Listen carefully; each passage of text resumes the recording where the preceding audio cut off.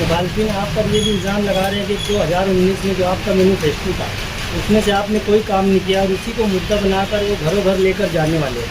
तो मैनिफेस्टो जो 2019 का था तो उसमें भी कितना काम नहीं किया। आज की मौजूदा सरकार अपना मैनिफेस्टो नहीं पूरा कर पा रही। आज की जो मौजूदा सरकार है, सत्ता में है, वो अपना मैनिफेस्टो नहीं पूरा कर पा रही है, जिसके पास सब कुछ है, वसाइल है, ज़राए हैं। हम तो सत्ता में भी नहीं, हम जिस पार्टी से ताल्लुक़ रखते हैं उस पार्टी के ताल्लुक़ से किस तरह की बात कही जाती है आप समझ सकते हो। हम तो इस बात की पूरी कोशिश कर रहे हैं कि हम अपने मैनिफेस्टो के मुताबिक ज़्यादातर काम करके देते। और उस वक्त सत्ता में कांग्रेस और एनसीपी थी और यहाँ के जो कांग्रेस के जिम्मेदारान थे, इन्होंने आमदार निधि के अलावा 1 रुपया मुझे ऊपर फंड मिल जाए पूरी कोशिश करके इसको रोका था। और उस वक्त की जो सरकार थी कांग्रेस एनसीपी की, उसने कोई एक्स्ट्रा फंड मुझे नहीं दिया था, 1 रुपये की निधि नहीं दी थी। ये तमाम काम जाके उस वक्त भी रुकवाते थे और कहते थे कि अगर इनको फंड दोगे ये काम करेंगे तो पार्टी का नुकसान होगा। आज भी वो लोग यही कोशिश कर रहे हैं। मैंने 2009 से 14 का इलेक्शन MIM से नहीं लड़ा था, मैं जनसुराज से लड़ा था। मैंने अभी 2019 का इलेक्शन MIM से लड़ा। इसलिए आपका ये कहना कि आप MIM से ही क्यों लड़ते हैं, ये बात बराबर नहीं। हाई कोर्ट के वकील के ज़रिए ये पिटीशन की कोशिश है और इस सिलसिले के अंदर नोटिस आई है। नोटिस कब आती है? अभी ये प्राइवेट नोटिस वकील मार्फत आई है, पिटीशन नहीं आती। तो ये उसी की तैयारी है और हम ये चाहते हैं कि वक्त से पहले शहर वालों को मालूम हो जाए और वक्त से पहले जो लोग शहर का नुकसान करना चाहते हैं उनको भी इस बात की आगाही हो जाए। माजी में एक सियासी पार्टी हाई कोर्ट जाकर पिटीशन डाल करके काम रुकवाई थी। अब हमारे पास टाइम नहीं है। आज हम जुलाई एंड में पहुंच गए हैं, आगे अगस्त और सितंबर 2 ही महीना है। अक्टूबर के महीने के अंदर इलेक्शन होना है। अगर इस तरह की कोई कार्रवाई होती है तो ये पूरा काम रुक जाएगा और इलेक्शन से पहले काम नहीं हो सकेगा। इन कामों की कसरत को देखकर हमारे सियासी मुखालिफिन में घबराहट है। उन्हें क्या ज़रूरत थी कि ये जो काम खुद करना चाहते थे एजेंसी ला करके, और आज अगर उनका काम एजेंसी का नाकिस काम है कि गलियों में जो पाइप डाले जा रहे हैं वो 6 इंच के, थोड़ा आगे जा कर के 8 इंच के हैं, मेन रोड पर आ कर के कम से कम वो पाइप 2 फीट के होते कि पूरा पानी उससे गुज़र सकता, मेन रोड पर वो 10 इंची पाइप डाल रहे हैं। रज़ा चौक में हमने रोड का काम करना था, कमिश्नर से बात की, एजेंसी के लोगों को बुलाया, उन्होंने कहा कि हम पाइप डाल देते हैं। जब उन्होंने काम शुरू किया तो पाइप 10 इंची डाल रहे थे। रज़ा चौक से ले करके अजीज़ कल्लू स्टेडियम से ले करके अकबरी किराना, और वहाँ से जो है ये आखिरी मरहला है। यहाँ तो पानी इतना ज़्यादा होगा कि 2 फीट का पाइप भी कम पड़ेगा, वहाँ ये 10 इंची पाइप डाल रहे थे। जबकि उसके बाजू के अंदर 4 फीट चौड़ा 6 फीट गहरा नाला है। वो जुमा के दिन इस तरह भर के बहता है कि पूरा गटर का पानी रोड पर आ जाता है। पूरा हसनपुरे का इलाका गंदे पानी से भर जाता है। मस्जिद में जाने के लिए लोगों को रास्ता नहीं रहता। ऐसी सूरत हाल है। जब मुझे मालूमात मिली तो वो काम हमने रुकवा दिया और कमिश्नर को हमने कहा कि हम काम करेंगे, तुम अपना स्टे वगैरह ख़त्म करो और पेच वर्क तुम्हारे एग्रीमेंट में है। रोड बनने के बाद जहां अंडरग्राउंड ड्रेनेज का काम होगा एजेंसी वहां पेच वर्क करके देगी, तो तुम हमारा काम क्यों रोक रहे हो? तो हमने काम अल्हम्दुलिल्लाह शुरू कर दिया। इसके पास सब कुछ है, वसाइल है, ज़राए हैं। हम तो सत्ता में भी नहीं, हम जिस पार्टी से ताल्लुक़ रखते हैं उस पार्टी के ताल्लुक़ से किस तरह की बात कही जाती है आप समझ सकते हो।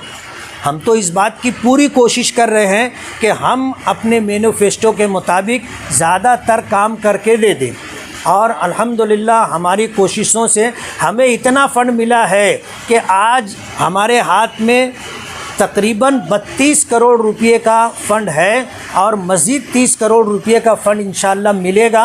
और हमारी कोशिश ये होगी कि इलेक्शन से पहले उसका वर्क ऑर्डर हो जाए ताकि काम करने के लिए कोई रुकावट ना रहे। MIM जो है, आपने जैसे कहा कि हमारी जिस पार्टी से हम ताल्लुक़ रखते हैं तो आपका हिमायत के जो आपसी आपके जो गलतियाँ क्या वो सब खत्म हो गई और आप ये फाइनल हो गया कि आप हिमायत से इलेक्शन लड़ेंगे? बात ये है कि जहाँ दो बर्तन होते हैं आपस में टकराते हैं।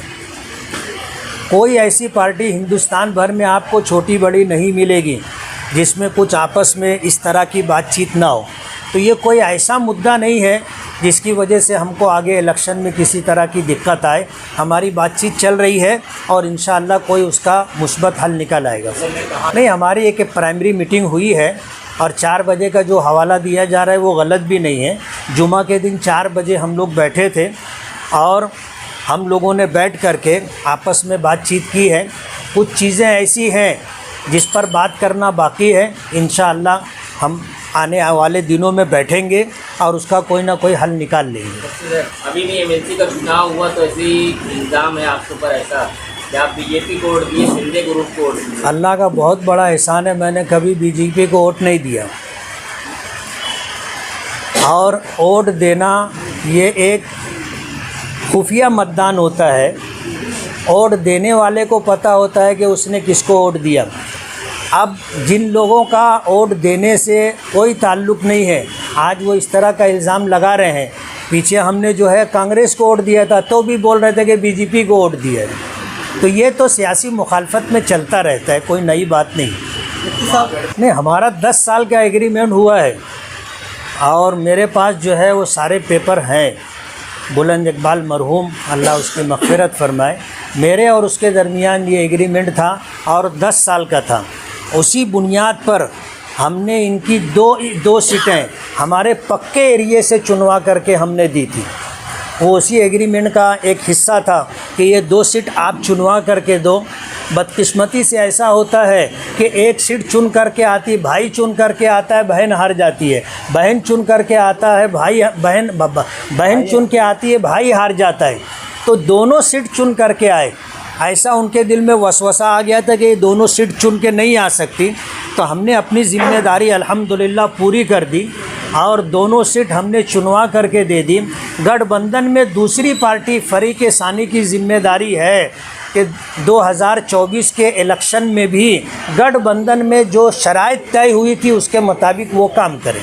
तो क्या वो जो फरीक सानी है ये तो आने वाला 24 अक्टूबर में पता चलेगा कि वो अपना धर्म निभा रहे हैं कि नहीं निभा रहे हैं। बिस्मिल्लाहिर्रहमानिर्रहीम, नहमदुहु व नुसल्ली अला रसूलिहिल करीम, अम्मा बाद।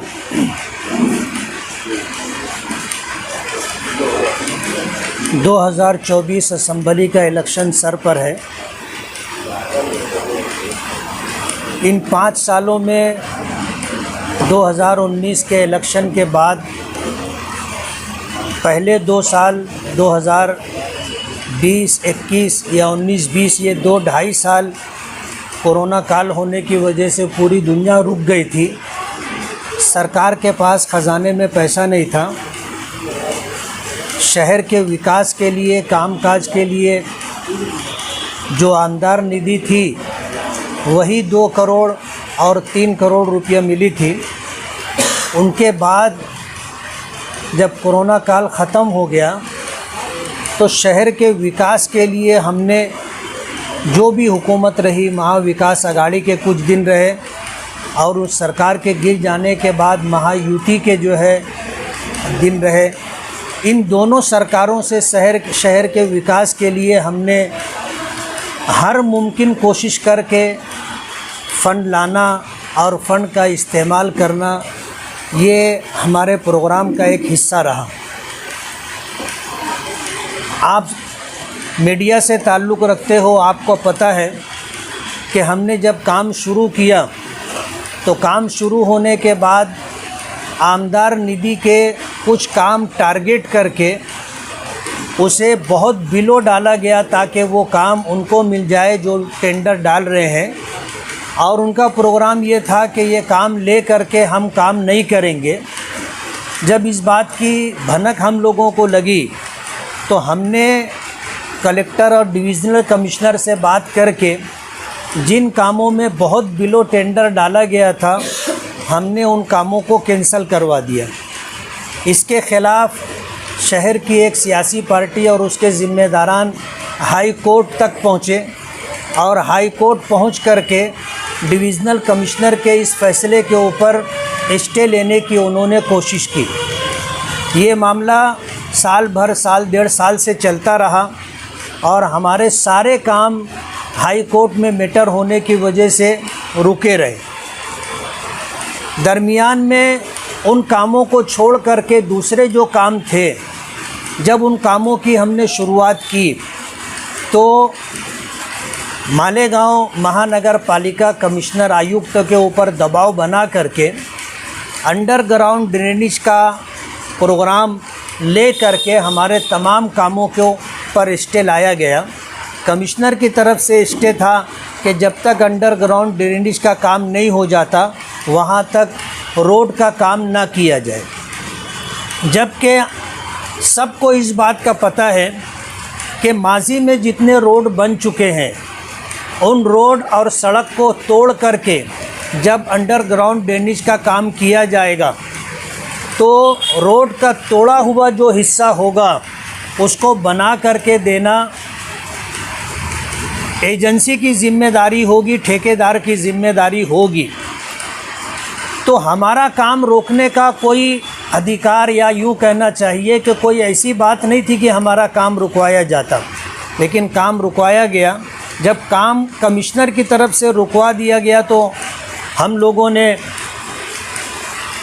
हमारे पालक मंत्री से भी बात की और मंत्रालय में भी मिनिस्टरों से, नगर विकास में भी बात की।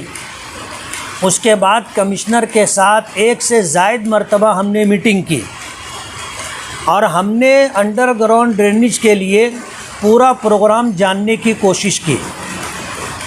तो हमें हैरत हुई कि कारपोरेशन के पास भी अंडरग्राउंड ड्रेनेज के लिए पूरा प्रोग्राम नहीं है। जो भी एजेंसी है उस एजेंसी के ज़रिए जो काम करवाया जा रहा है, हमें जो मालूमात मिली कि ये तकरीबन 499 करोड़ रुपए का काम है और 499 करोड़ रुपए के अंदर 465 किलोमीटर की पाइपलाइन हमारे शहर में अंडरग्राउंड के लिए, ड्रेनेज के लिए डाली जाएगी। हमने जब मज़ीद जानकारी ली तो मालूम पड़ा कि मशरक़ी सिमत का इलाका यानी मालेगांव सेंट्रल में बहुत सारे इलाके इस स्कीम में शामिल नहीं है। हमने उसकी जानकारी ली तो ये बात हमारे सामने आई कि इस स्कीम में मशरक़ी इलाके की तकरीबन 240 किलोमीटर पाइपलाइन और मिलेगी तो ये प्रोग्राम पूरे शहर के लिए मुकम्मल होगा। मगरिबी इलाके के सारे इलाके इसमें शामिल हैं। मशरक़ी इलाके के एक बहुत बड़े हिस्से को अंडरग्राउंड ड्रेनेज के प्रोग्राम से महरूम रखा गया। तो ये 499 करोड़ रुपए का प्रोग्राम है और मालेगांव के लोगों को, सियासी पार्टी के ज़िम्मेदारान को इस बात का पता है कि माजी आमदार शेख आसिफ साहब जो कारपोरेशन में बरसरे इक़्तिदार थे, इन्होंने इस बात की कोशिश की थी एक एजेंसी ला करके कि ये ठेका उनकी लाई हुई एजेंसी को मिल जाए और जो टर्म और कंडीशन टेंडर में थी वो एजेंसी उस टर्म कंडीशन को मुकम्मल नहीं करती थी। उसने ऐसे बोगस पेपर लगाए टर्म और कंडीशन को फुल करने के लिए कि उस एजेंसी को काम मिल जाए और मणिपुर के अंदर उन्होंने इस तरह का कामकाज किया था। टर्म कंडीशन में जो बातें थी उसका हवाला मणिपुर से लाया गया था, लेकिन कहते हैं कि आज दुनिया घर आंगन है, बहुत मुख्तसर हो गई है। आदमी जानकारी लेना चाहे तो मालेगांव में अपने घर में बैठे बैठे दुनिया जहां की जानकारी ले सकता है। दूसरी एजेंसी के लोगों ने मणिपुर पहुंच करके वहां इस बात की इंक्वायरी की तो मालूम पड़ा कि इस एजेंसी ने मणिपुर में कोई काम नहीं किया है और मणिपुर के हवाले से जो पेपर उन्होंने साथ में सबमिट किए हैं वो बोगस है। इसलिए वो मामला रद्द हो गया और दूसरी किसी एजेंसी को दोबारा टेंडर होने के ऊपर काम मिला। हमें इससे मतलब नहीं है। हम ये बताना चाहते हैं कि शहर के विकास के लिए हमने जो फ़ंड लाया था और काम हम कर रहे थे, हमारे काम को रुकवाने की कोशिश की गई। पहले एक सियासी पार्टी के लोग हाई कोर्ट से जा कर के स्टे लेकर के आए, उसके बाद जो होते काम थे उसको रुकवाने के लिए कमिश्नर पर प्रेशर बनाया गया और कमिश्नर ने अंडरग्राउंड ड्रेनेज के नाम पर पूरे शहर में कामकाज पर स्टे दे दिया गया। हमने कमिश्नर के सामने जब पूरी बात रखी, जानकारी लेना चाही, तो कारपोरेशन के पास पूरा एस्टीमेट नहीं था, कारपोरेशन के पास पूरा नियोजन नहीं था और कारपोरेशन इस मामले में हमें मुतमईन नहीं कर सकी। तो कमिश्नर को हमने कहा कि जब आपके पास पूरे शहर का प्रोग्राम अभी भी नहीं है और पूरे शहर के कामकाज का नियोजन भी नहीं है, तो आप तो हमारी लाई हुई निधि जो है, फंड जो है, इसको ज़ाय करना चाहते हैं। काम नहीं होगा, टाइम ख़त्म हो जाएगा, ये लाया हुआ फ़ंड वापस चला जाएगा। कितनी कोशिशों से इस फ़ंड को लाया गया है वो आपको पता है। हमने स्टे उठवाया, काम शुरू किया। आज इस प्रेस कॉन्फ्रेंस के ज़रिए से हम आपको और पूरे शहर को ये बताना चाहते हैं कि माजी आमदार शेख आसिफ साहब ने असलम अंसारी के नाम से हाई कोर्ट के अंदर पिटीशन डाली है और अंडरग्राउंड ड्रेनेज का हवाला दे करके हमारे काम को रोकने की कोशिश की जा रही है। मैं पूरे शहर को ये बात बताना चाहता हूँ कि ये बरसरे इक़्तिदार रहे, इनके वालिद मोहतरम आजहानी शेख रशीद साहब जो है 2 मरतबा आमदार रहे, शेख आसिफ साहब 1 मरतबा आमदार रहे, इनके वालिद मरहूम शेख रशीद साहब 2 मरतबा मेयर रहे, इनकी वालदा 2 मरतबा मेयर रहीं। ख़ुद शेख आसिफ साहब जो है कारपोरेशन में इस चेयर पर बराजमान रहे, इनके भाई जो हैं वो स्टैंडिंग कमेटी के चेयरमैन रहे। एक लंबा ज़माना कारपोरेशन में इन्होंने सत्ता में रह कर के गुजारा और शहर की क्या हालत है पूरे शहर को पता है। पक्का इलाका छोड़ करके जो मरहूम हाजी शब्बीर अहमद साहब के ज़माने का बनाया हुआ था, उसके अलावा अतराफ़ के चारों तरफ के एरिए ये आज भी बुनियादी सहूलियात से महरूम है। आज हम वहाँ काम करना चाहते हैं तो ये हमारे काम को रोकने के लिए हाई कोर्ट गए हैं और ये बात आपके ज़रिए से मैं पूरे शहर को बताना चाहता हूँ कि ये शहर के विकास का दावा करते हैं जबकि सूरत हाल, हकीकत हाल इसके बिल्कुल बरक्स है। हमारे 28 करोड़ रुपए के काम का वर्क ऑर्डर हो चुका है, वो काम हम करना चाहते हैं जिसमें तमाम बुनियादी सहूलतें हैं, यानी गटर है, रोड है, पानी की पाइपलाइन है, लाइट है, ये सारा काम हम करना चाहते हैं। और अल्हम्दुलिल्लाह मज़ीद फ़ंड हमें अभी माइनॉरिटीज़ डिपार्टमेंट से मिला है, नगर विकास से हमको इंशाअल्लाह बड़ा फ़ंड मिलेगा जिसकी हम लोग फाइनल स्टेज पर है। अभी 2 दिन के अंदर जाकर उसका फॉलो अप ले करके इंशाअल्लाह मज़ीद फ़ंड लाएंगे। तो पूरे शहर के अंदर हम काम करना चाहते हैं और बग़ैर किसी भेदभाव के वहाँ पर हमारे कारपोरेटर रहे हों तो ना रहे हों, तो जब से हम सियासत में आए हैं शहर के विकास के लिए हमारा काम करने का यही मामूल रहा है कि जहाँ पर ज़रूरत है हम वहाँ पर काम करते हैं। हम कभी ये किसी को नहीं बोलते कि तुमने हमको कहाँ वोट दिया, हम तुम्हारे इलाके में काम नहीं करेंगे, तुम्हारा वोट हमको नहीं मिला। हमने कभी ये नहीं कहा कि आपके इलाके में हमारा कारपोरेटर नहीं है, हम तुम्हारे इलाके में काम नहीं करेंगे। हम पूरे शहर में जहां ज़रूरत है वहां काम कर रहे हैं। आज हमारे काम को रुकवाने की कोशिश की जा रही है। आपके ज़रिए से मैं पूरे शहर को, पूरे शहर के रहने वाले लोगों को ये बताना चाहता हूं कि जो लोग विकास का नारा देते हैं और कामकाज का जो है मुद्दा बनाते हैं, आज वो लोग इस शहर में कामकाज रोकने की कोशिश कर रहे हैं। एक सियासी पार्टी हाई कोर्ट गई थी, उसने वहाँ पिटीशन डाली थी, हाई कोर्ट ने उसकी पिटीशन खारिज कर दी। अल्हम्दुलिल्लाह जिन कामों के ऊपर स्टे था हाई कोर्ट के ज़रिए से, वो काम भी अल्हम्दुलिल्लाह हमने शुरू कर दिया है। और कमिश्नर की तरफ से जिन कामों का स्टे था उस स्टे के ख़त्म हो जाने के बाद अल्हम्दुलिल्लाह हमारा वो काम भी शुरू हो चुका है। आज सूरत हाल ये है कि अगर इस तरह हाई कोर्ट जा कर के काम रोका जाएगा तो शहर का बहुत बड़ा तामीरी नुकसान होगा।